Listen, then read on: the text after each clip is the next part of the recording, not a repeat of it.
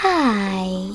In front of me is tablet NAVITEL T787 and today I would like to show you how you can turn on and use voice typing. You need to begin by accessing your device's keyboard.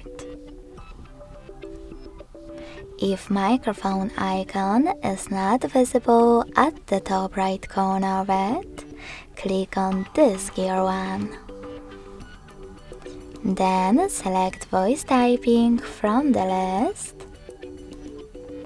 and click on this switcher next to use voice typing in order to activate it.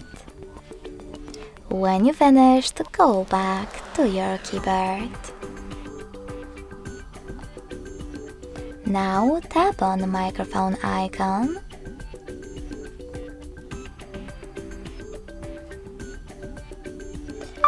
and when you're ready, select the same one to stop voice typing.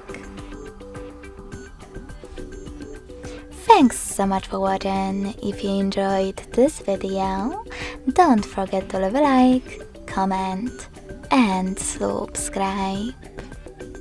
Bye!